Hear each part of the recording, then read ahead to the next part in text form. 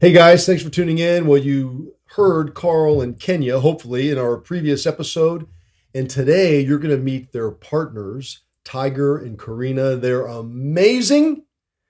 And if you listen to the end, you might get a little tidbit or Easter egg with their TLC episode, Seeking Brother Husbands. So stay tuned.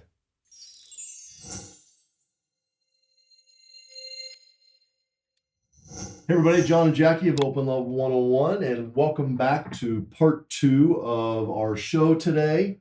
And we're with Carl and Kenya, and now there's significant others, Karina and Tiger. So we want to welcome all of you to the show today. And well, wait, is that what you call them? Significant others? Or what do you call, Well, I call Tiger. I'm hubby number 2. Hubby number 2. Yeah, Karina's my wife. Why? Okay, there we go. Yeah. Well, that's a significant other, either way you look at it. Yes.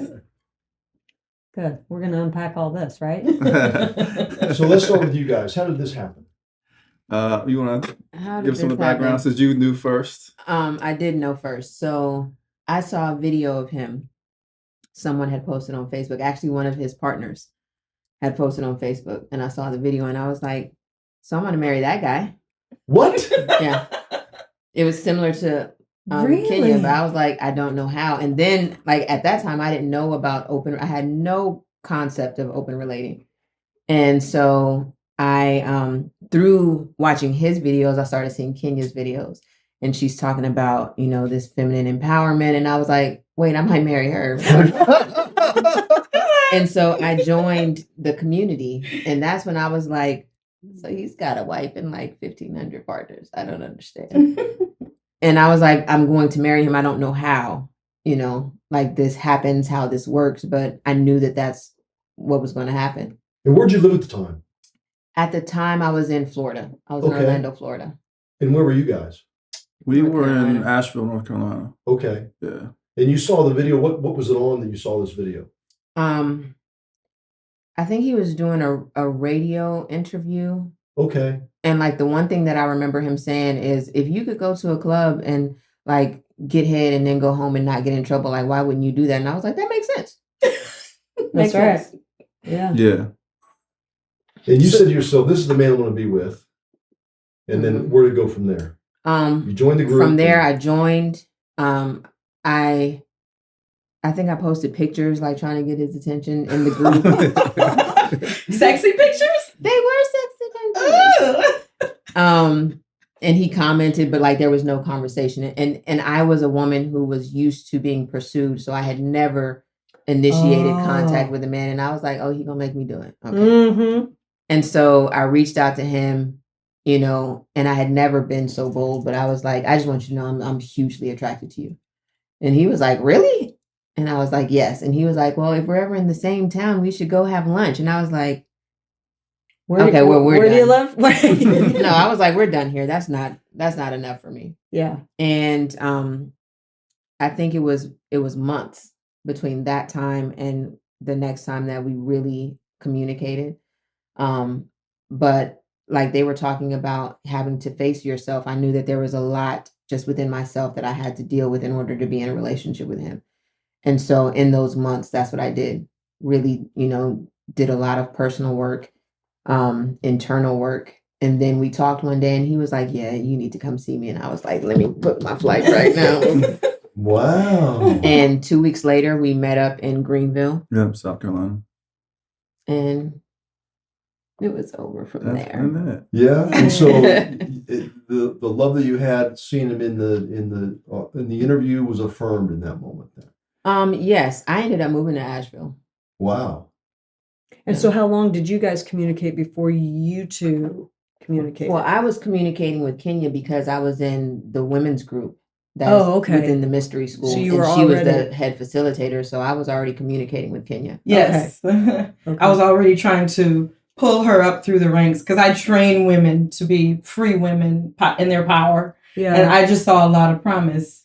And currently now you run the women's group. And really? I retired. That is so awesome. Wow.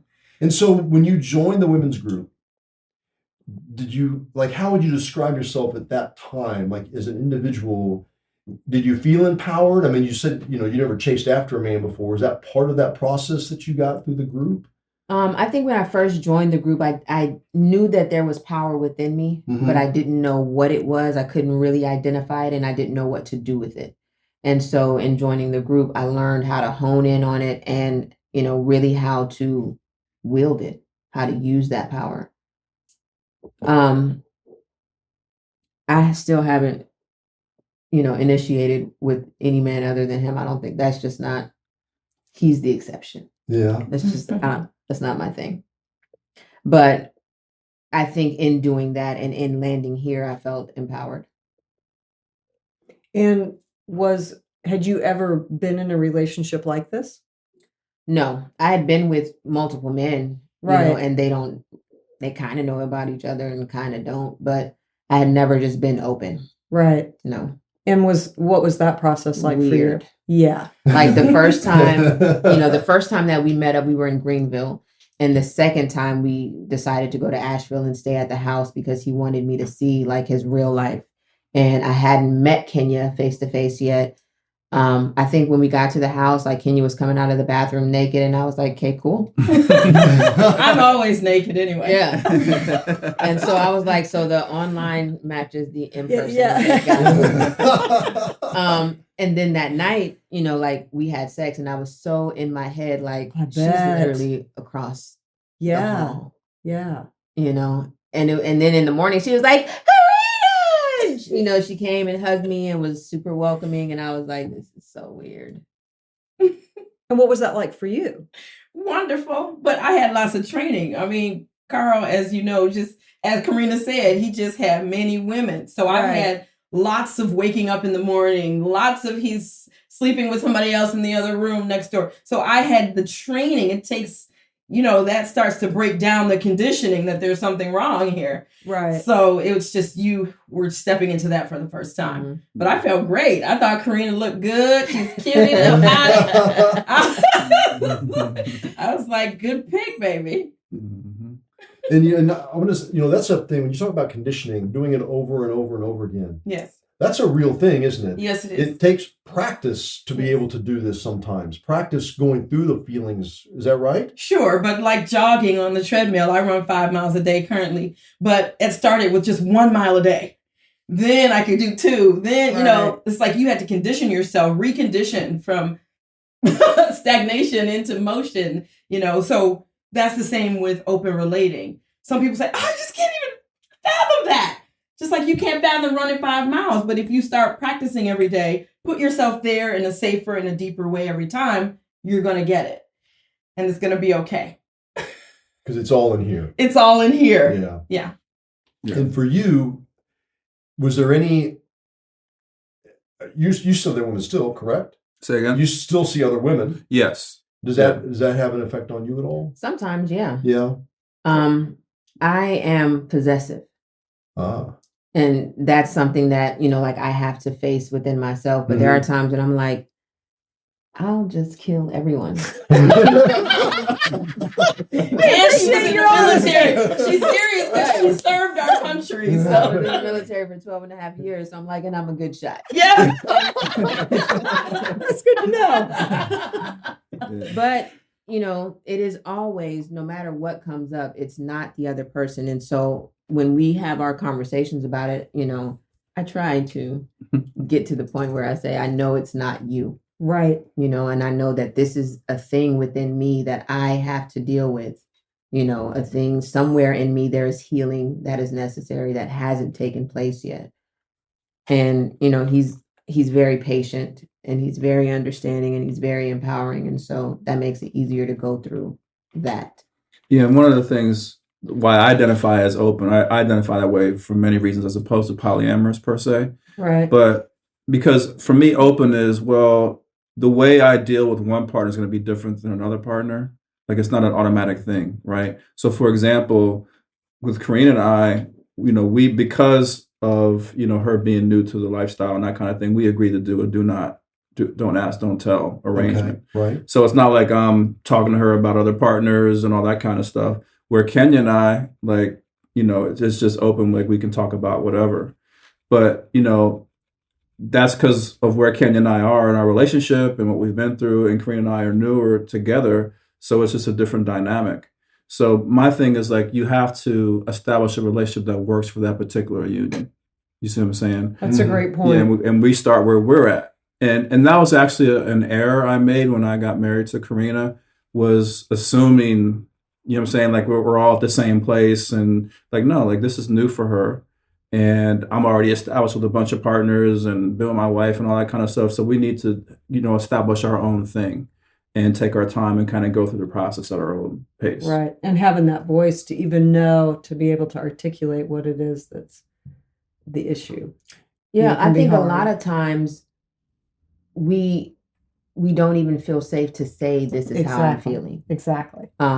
But being a part of this family, whether you feel safe or not, like at some point, especially if you spend time with Kenya, like you're going to say what's wrong, and so like you get that You're like training. truth serum. She is. Yeah. But it's also, like knowing that it's safe, Yeah. because some of us come from places where it's not safe to say how you feel. Absolutely. It's not safe to express. That's right. And so, you enter into this family, you enter into this community, and like the first thing that's made clear is like there's no judgment, about how you feel. Yeah. Like that's just your experience, and you're safe to express that. And that's taken some work for you to get to that point, Absolutely. I imagine, right? Yeah. Well, and Tiger, would you concur with that? I mean, is it safe space for you as well? It is safe space. I think I was on the same level as Carl and Karina with the don't ask, don't tell when Kenya and I started our relationship. And not because, I'm jealous or anything. It's because I'm terrible with names. So if Kenya tells me some guy's name, I'm probably not going to remember, call him the wrong name. They're going to get upset. So it's just a difference in the relationship style. So you didn't have any jealousy? No, I didn't have jealousy with Kenya, and that took a long time to kind of get over. Through high school, I was definitely jealous. Mm-hmm. But then when I started learning kind of what jealousy is, where it comes from, that kind of went away. So I was able to kind of deal with that, but still didn't want to hear about Ken's relationships. One of the protocols that Ken and I do have in place is that I do meet Kenya's partners, especially if she's looking to have any kind of sexual interaction with somebody. I definitely want to know who that person is, not because I want to size them up or I'm jealous or anything, but I just want to know the person. Like, are you a decent person? Or, if I see you out on the streets, are you going to be, this guy that's behind my back talking and just, saying all these nasty things? I don't want that. So I definitely want to meet the person up front to just say, hey, look, I'm 100% cool with it. I just want to know who you are. Do you have any protocols if you don't like the guy? No. Then I know there are those protocols where people have the veto power. Right. I definitely am, not a proponent of the veto power. Like, if you've chosen this person, then I have to trust that you make good decisions. You chose me. We feel the same way. So I definitely want you to explore your relationship openly and, and whatever dynamic you want to explore it. So I definitely don't want that veto thing. I don't want to go in and see Kenya's partners and be like, oh, I don't like you. Me and Kenya have this joke because she was introducing or talking to me about this gentleman that rides motorcycles. And I rode motorcycles for years. And so I had a little joke where I said, you stay away from him. Right. I was like, why? I like it. Because I rode motorcycles. I know those guys. But I was joking. I'm 100% cool with whoever she decides to be with. Yeah, Jackie did with me the other day. She goes, why are you picking this kind of a woman? But she just was asking. She doesn't have veto power. No, Right. that's right. Oh, Yeah, okay. it's- Yeah. That's the So- first thing I say in my book, Yeah. The Art of Open Relating, Volume 1. Like the warning to people is like, look, you're not gonna like your partner's partner. Like you're gonna learn. I mean, not that you're never gonna like them, but they're gonna choose somebody. They're gonna pick somebody, and you'll be like, why did they pick that person? Like, Right. what is it that they see? And again, that's gonna be a trigger for us. You know what I'm saying? You have to be comfortable with that. You got to be like, well, this is who they're choosing. This is who they're attracted to or they're drawn to. And, it's going to be a wake up call. Right. For us, it really doesn't matter to me who you guys choose. But the only thing is that we all use up-level communication. So we can say how we feel and put it in container. I remember that time you came over, Karina. It was like one of the third or fourth time you came over. And I was sitting on the porch. Mm-hmm. And Karina came in. She just comes up on the porch, hip hopping and walk in the house. I said, "Excuse me, Karina," because she had done that before. Like, I'm sitting on the porch, no words were said, and she just walks into the house. So I said, "Could you come out here?" And this is what we mean about safe space for feelings. So I set up level container. I said, "Hey, can I vent?" I asked her consent. Right. I said, "May I vent to you?" She said yes. Now, if she said no, I cannot vent. Right. I have to find somebody else to vent to. Everybody don't have to hear your vent. You see? You have choice in that. That's so right. she chose yes.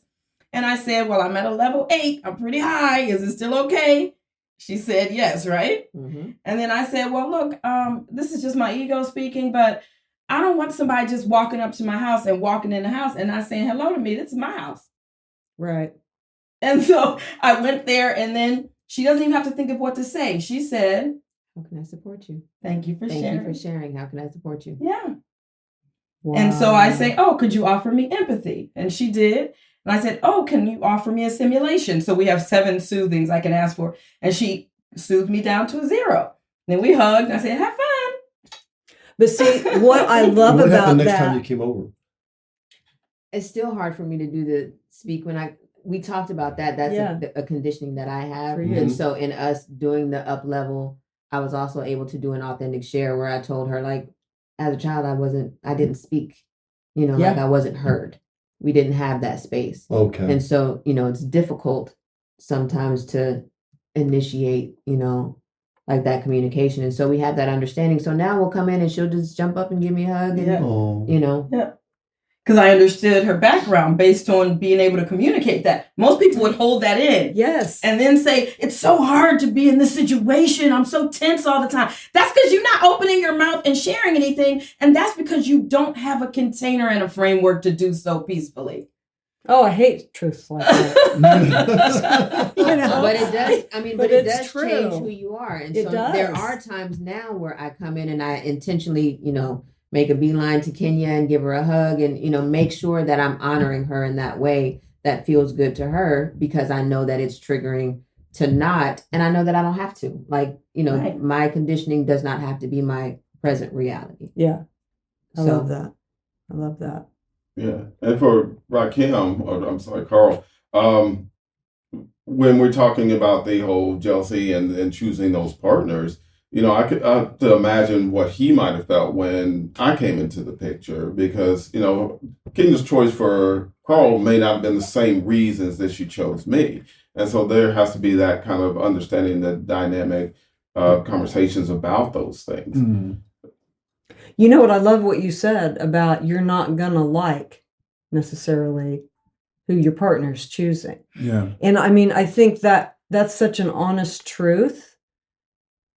It's so honest, we almost don't want to see it. Yeah. We don't want to admit that that's maybe where we are, but we can't change something if we don't admit it. Yeah. Yes. Yeah. So I love that and Yes. understanding understanding where that's coming from. That's a nugget. Yeah. That's what that Because some is. people have the fake polyflower syndrome where they Yeah. think, "Oh, no, it's going to be cool. It's just for sharing." Blah, blah, blah. No, your conditionings will be tested to the core. You will be stripped, baby. Yeah. Work. Looking at this dynamic, you see the personalities. They're very distinct, Mhm.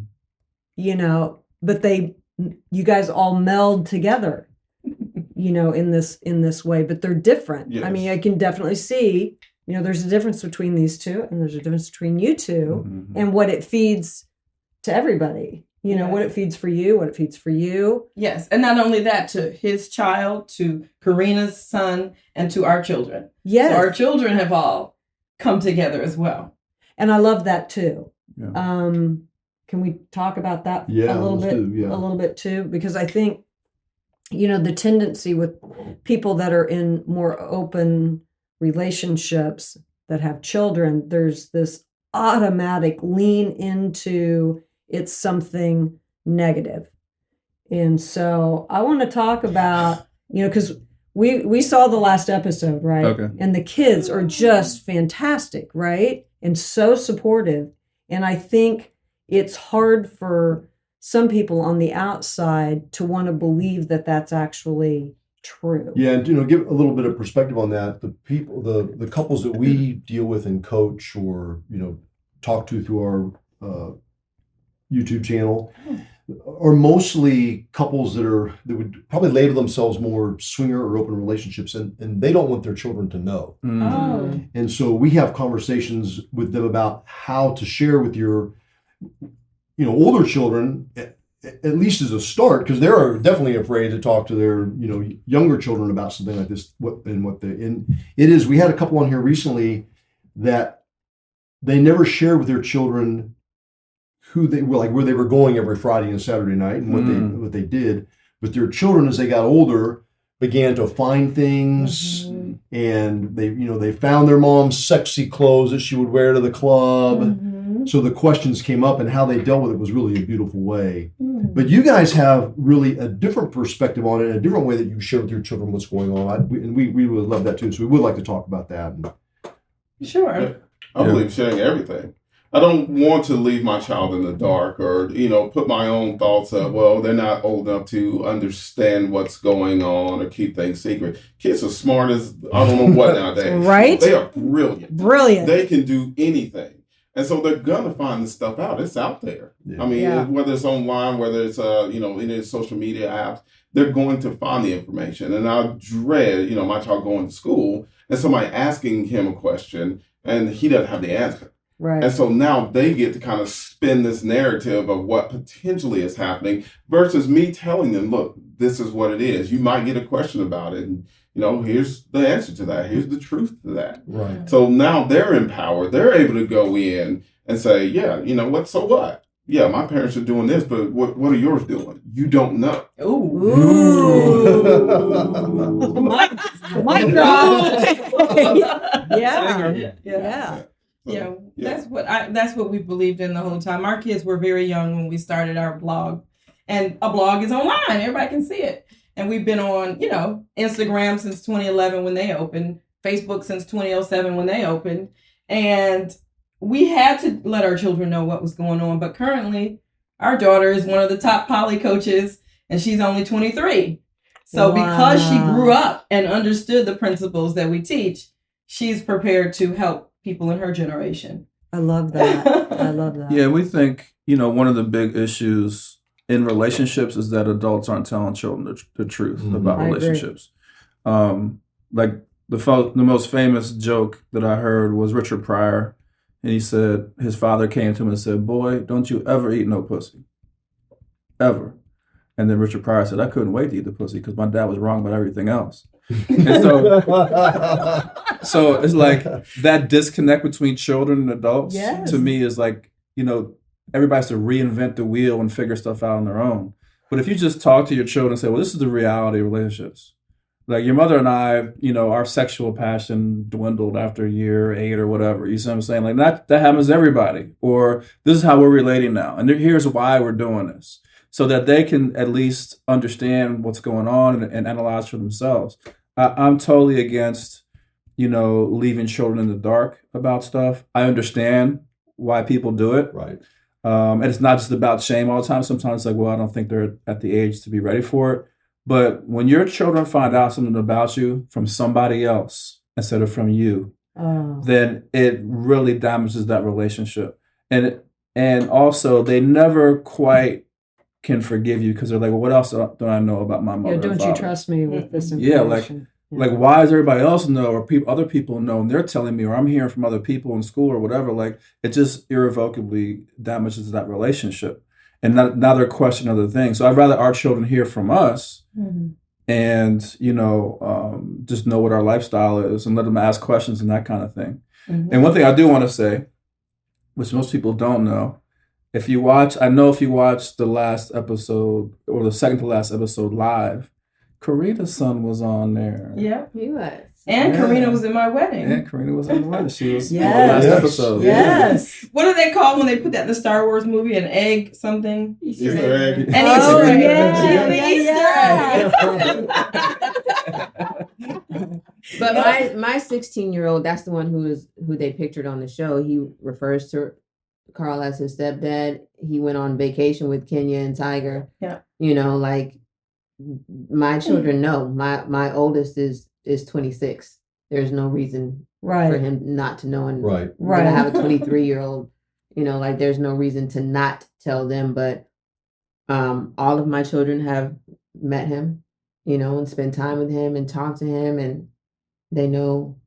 They're just happy that I'm happy. Yeah. Like when you get into that space, is the bottom line. like your children, when you talk to them, even my 16-year-old, when he and I first started having the conversations about, well, he's married, and my son is like, are you happy? Like, I don't care about, I don't even need to know all this other stuff. Like, that's your business, but are you happy? Right. And so, for them, that's all that really matters. Well, because I think, kids associate their sense of safety by how at peace their parents are, right? Because they have to know that that's that link that they can lean into. Yes. And so if there's chaos going on there, that's going to cause them to not feel that. So I think it goes back to that, because my kids did the same thing. Like, I've never seen you so happy. So why would I be against this? Yes. Right? I'm all about it if you stay happy. You're happy. Yeah, because Jackie You came happy? from, I'm happy. she came from strictly monogamous relationships until her and I got together 11 years ago. Right. And so that's what her kids knew until us. And there was some trepidation initially with it, some, maybe some uncomfortable feelings they were having. But once they saw especially how the she boys. was, they all, the boys especially, they all came to and were like, oh my God, It's this is definitely amazing. the Well, it's like the boys are like, I don't want to know what to do. But my Definitely the girls were boys. good. Yeah. But mine were also like, well, if this is what it was when you were monogamous and this is what it is now that you're open, like, let's just stay Let's open. go with it. Yeah. Yeah. And I'm a huge proponent, and we are too, in talking about these relationship models. Honesty is really key. And when we're talking about being honest with our partner, but not with our children, Yeah. I see that as being a problem. And I'm with you. I understand maybe there's reasons why, Right. but ultimately, if you want to teach kids honesty, you need to practice what you preach. Yeah. Right. Right. And be Yeah. honest with them. Yeah. And the thing is, you want them to stand inside their truth. Yes. When they get older, you want to be like, well, my parents were brave and courageous and they came out with the hard truth to me. Mhm. And in the world, now I feel like I can do that too, as opposed to feeling they need to hide who they really are. Yes. Yeah, I did that same walk. I went from monogamy into polyamory, and the biggest part was being truthful to myself. That's a story. Isn't that hard? I did it for years. I was serial monogamous. I Yeah. was jumping from one relationship to the next, not cheating on anyone, but just as soon as that relationship got to that point of fizzle, it's like, okay, look, I got to find the next partner. Before you left the other Before one. I left the other one, yeah, you're always searching. You're always searching. You'll always be looking, but Because I call it the Tarzan syndrome. You're holding on to this one, reaching for the next one. I love that. But that's exactly how I lived for many, many Yeah, I years. do too. And then finally got married, and the marriage was great for a while. And then it finally got to the point where it's like, okay, marriage is not what they told me it was going to be. The Disney movies, Yes. you go out, you find, the prince or the princess, you get married and you live happily ever after. But they never tell you the happily ever after. They didn't tell you how much work was going to be in. They didn't tell you all the little, nuances that you're going to have to navigate in that. And it just wouldn't work. We just couldn't get it together, the right tempo to work with each other. So we did, unfortunately, divorce. And that's actually when I met Kenya. And it just kind of went from there. Once I saw the dynamics of her relationship with Carl, it was like, wait a second now. You guys are married, but you're able to see other people, and he's, he doesn't have this animosity towards you. He's not, super jealous, or at least not that he's showing, and he's not trying to fight me. And so it was like, okay, there's something different to this than I've seen in any other relationship. And so after that, it's like, okay, yeah, I could probably get down with this. I just need to see kind of what this is like. What is this? And so from there, it was just really kind of digging in and asking those questions. And then once I figured it out, it was like, yeah, this is what I needed. This is what I'm looking for. And so just discovering that within myself was, the real truth. It's the honest this is what it is. Mm. You know, and for me, I was always this way. I mean, 'cause since I can remember when I was a kid, but I didn't. People would ask me, you know, so they would try to give me a label myself, and I couldn't. I didn't have a label for it. I'm like, I don't really have a label. It's just, you know, who I am. I like being with different people and not committed necessarily to one particular relationship. But I can be committed to you, but it means that I may be seeing other people at the same time. And it wasn't until some friends took me to a club in Amsterdam, and this was in the mid '90s, and it was a swingers club. And I walked in there and hung out for a few minutes. I'm like, oh my God, this is who I am. I finally had a word for it, and it freed me. Wow. You know, because there were times I really tried to hide who I was, and to be able to admit that this is really who I am as a man, and be okay with it, and not feel shame or guilt or like I was being dishonest with people. I could truly be honest with myself and others at that point. It was really freeing. That was my freeing moment. That's good stuff. Yeah, it's great, especially when you can actually put a term to it, put some kind of backing to it, because like you say, you know, you've always felt it. And I too felt that. I knew, you know, after breaking up with somebody, it's like, is there something with me? What is this? Why can I not make this relationship last like everybody else's? And so being able to actually put some kind of a term to that, to say, okay, this is the way that I relate. This is my love style. Is really like, it's liberating. Lifestyle. It is liberating. And for me too, I was the same way. So I tell people my relationships I had prior to Jackie. So this is my longest term relationship ever, which 11 years now.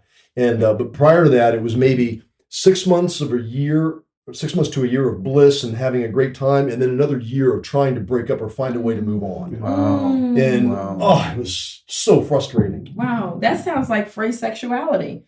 Recently, you realized, and this is what the show didn't say. Here's a secret behind the scenes seeking brother husband moment. But free sexuality. Have you heard of that? Describe it. It's a type of asexuality. And they have, I guess, two categories of asexuality. Those that, you know, will still kind of initiate and still have sex, and those that are completely just, you know, they don't want sex at all. Right. And mine is more of I will still have sex, but it's not something that, you know, I've got to have sex. Like, I can take it or leave it. You know, it's great. But just finding a term for that as I got older and started getting into free that. Sexual means that you are interested in sex with people that you don't know well. Oh. But then when you know them well and you have an emotional bond, you're no longer really interested in sex. So that's why I was like, you need your own bedroom on the show. But everybody's like, she's such a tyrant. She's so terrible, kicking him out the room. I'm like, he's free sexual. We're so close that he's not as interested. But in the show, we didn't have the term. We didn't know what that was. Right. We knew on Right. the show. No, we absolutely didn't. No, we did not. No, this was something that we just recently discovered. This has been like maybe in the past. That came up like 5 or 6 Could months be ago. after we filmed. Yeah, this was afterwards. Yeah. But it was still, you know, going with that dynamic, really trying to understand, you know, why the sex was declining. Right. The relationship is great. It's the best relationship I've ever had. But Kenya would see me with another partner, and she'd be like, "You're super into this lady. Yeah, like, why aren't you into me that way?" I would literally connect it with my friends, like, hey, go get with him and do an experiment. And he would be so excited and all into it. So I'm like, there's something. And you found the free sexuality, and I watched the videos. I understood that is you. So I'm like, you need your own room, then I can, you know, start. Well, and that's stuff. what I love about this too, is we dig beneath that surface layer. Yes. To see like what makes us tick. Yes. What are we doing? And it's okay to do that. And I think so often we have these couples running around or individuals running around, and they don't know who they are. They're not given the tools to dig. Right. Yeah. No, Right. they're in a monogamous relationship, and it really, you know, they're in a box, and that's about it. And they can't. And so then they explore, just have think these they're conversations crazy and Yes. you know, I'm just not. I don't know the how to amount do of this. guilt people feel being inside the monogamous box, but Mhm. having these feelings, Yep. either they don't want to have sex, or they have attractions outside the union, or they're not able to whatever. Like, you feel terrible You do. inside of that box. Yeah. you Which know? is why we didn't care about comments, millions of comments from the show saying, oh, well, you guys are simps, or they must be this, or Kenya's so narcissistic and selfish. We don't care. We know that they're looking at a reflection. We call it in my book a potentials reflection. So you can look at a reflection of somebody. For instance, I look at you and I say, oh, I don't like the way that you do this, but I also do that.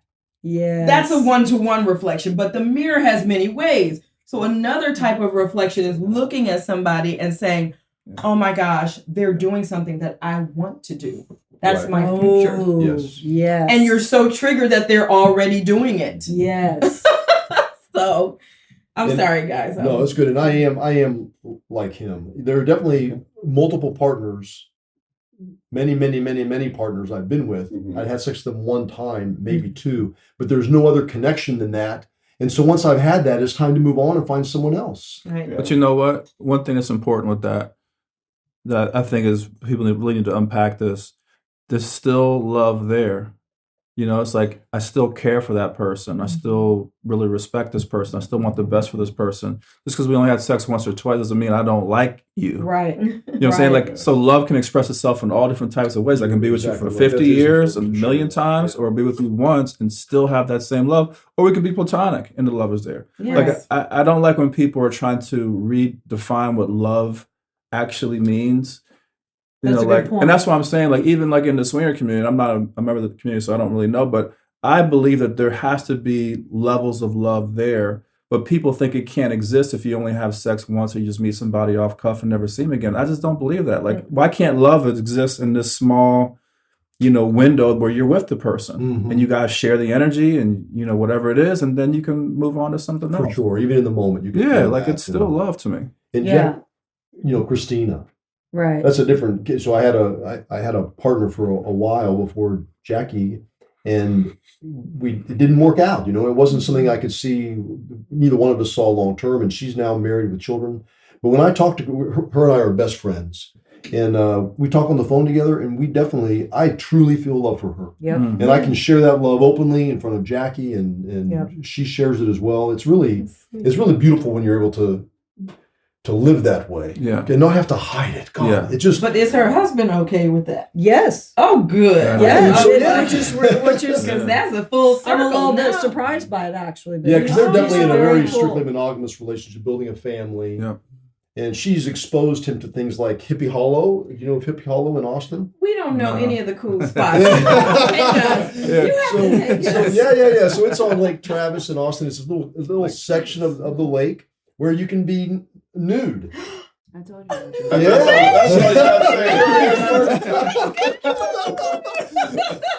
It's a real place. It is, yeah. Hey, I So love she it. took him there one time and walked. It's really not a beach. It's like rocky.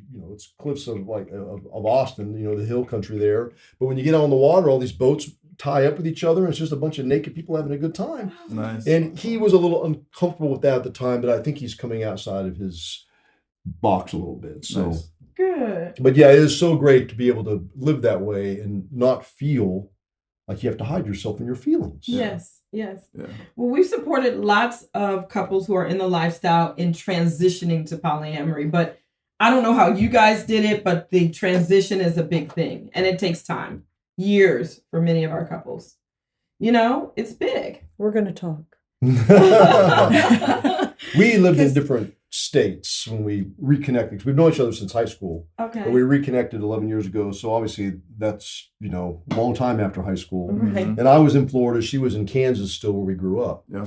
And we talked on the phone for a week. I flew out to Wichita. We got together, just kind of like you. I fell in love with her on the phone. And I wanted to make sure it was really what I was feeling, and she felt the same way. And I'm telling you what, when I got out of that car and saw her, I knew right then that's what it was. It truly was. We felt in love on the telephone, and I'm starting to tear up a little bit. Now I don't even know where I was going with it. But That's how you know it's real. How we're transitioned from the lifestyle more open. So Yeah. we started off open. So because we lived in different states, we agreed to date people in the states that we were in. Okay. But we agreed to also share with each other about it. It wasn't don't ask, don't tell. We talked about it. And it really worked for us in the beginning. Where we had a difficult time transitioning, or Jackie definitely did, was having that first threesome with another man. Oh. And because she was feeling like you were talking about, I think someone was talking about earlier, what's John going to think of me once I sleep with someone else? What am I going to think of me once I do that? Yeah. So that was more difficult for us. And then the polyamory side definitely was a difficult time for us navigating that. And we've taken a step back from that from now. Okay. Well, that's okay. We got y'all from here on. Yeah. No, really. That takes time to transition to that. That's a big place. Well, and that's what I was saying. Even if it's something that you want to do and you're in agreement in, that doesn't mean that you're not going to run up against yourself. No. Right. I mean, we have clients who's like, oh no, we're going to be poly. I mean, we already started. We're dating people. We on a dating site. I'm like, back up. Because step one in polyamory is not dating other people. Right. It's not sex with other people. It is authentic communication. That's where my clients have to go first, because they don't even have that part where they can really hold space for the other person. But you have to have that safe space before you go into poly, or you're done.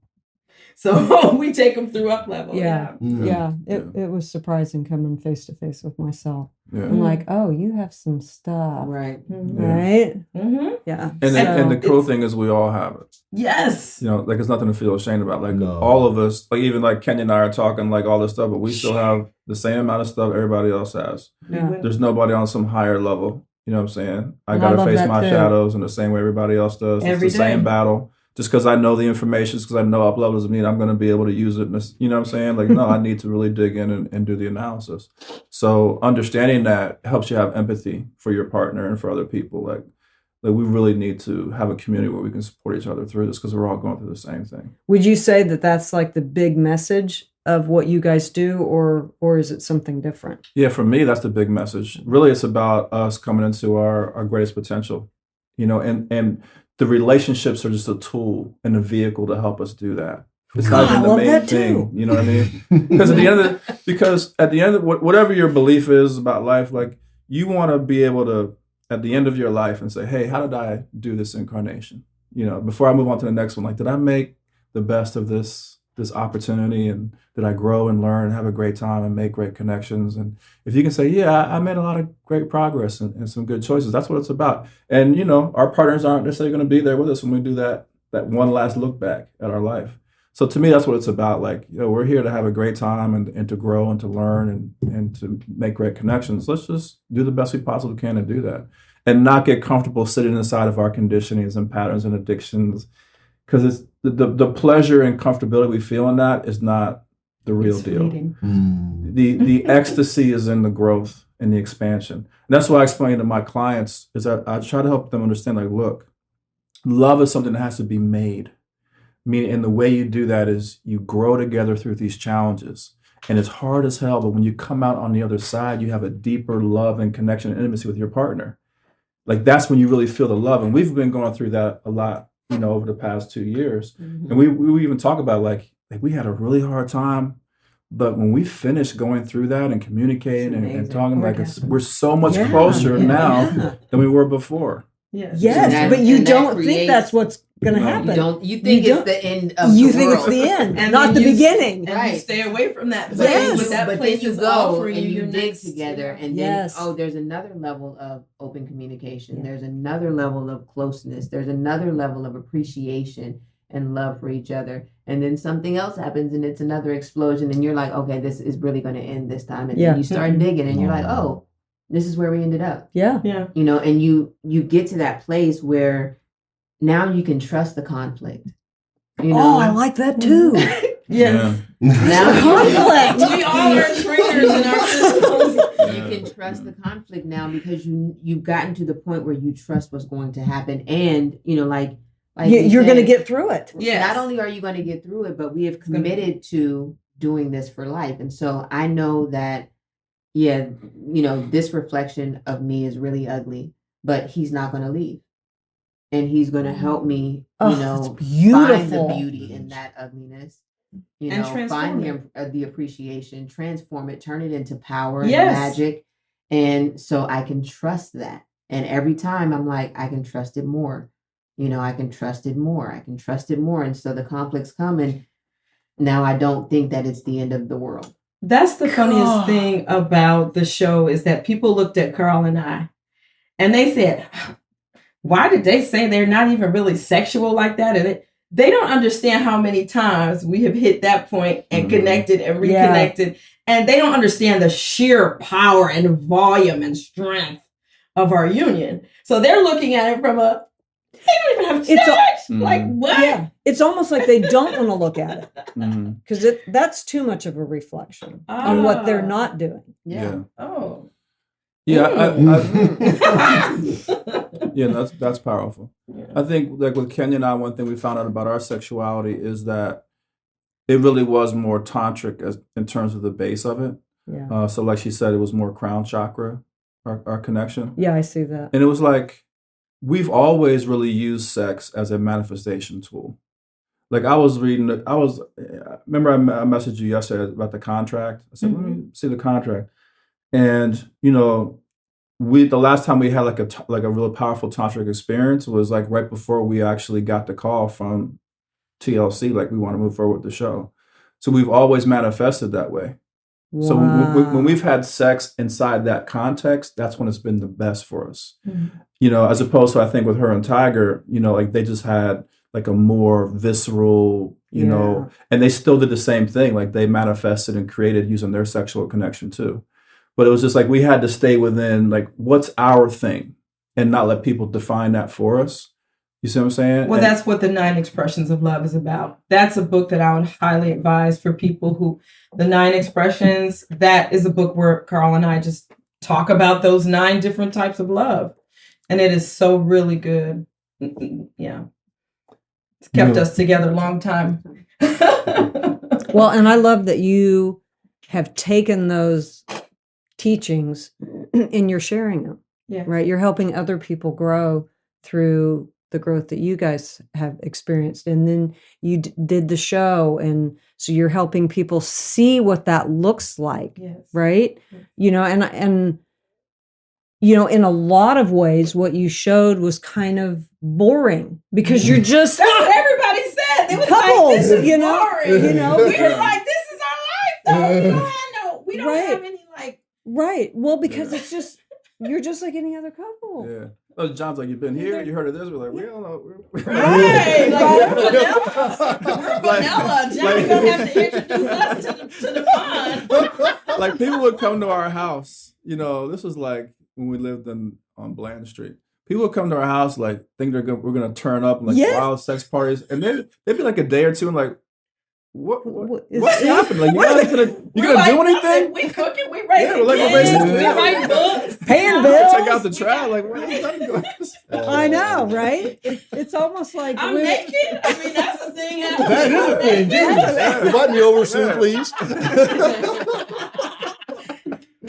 It's so funny. So I love that. I love that TLC did that. It kind of shows just that you're just like people like anybody else, and you deal with the same stuff, and this is how you handle it. You know, it gives people another tool. So I'm so grateful that you guys have all come on the show, that all of you came, and we got a chance to talk with all of you to see how you guys work together and the growth that you guys loop back and forth with all of you. And then how it loops with your kids. And how wonderful you all are. Yes. This has been a great talk. You are really wonderful people. Thank you. Yeah, I love it. And we appreciate you all for the platform. This is an amazing platform. Yeah. You know, because this needs to be talked about, discussed.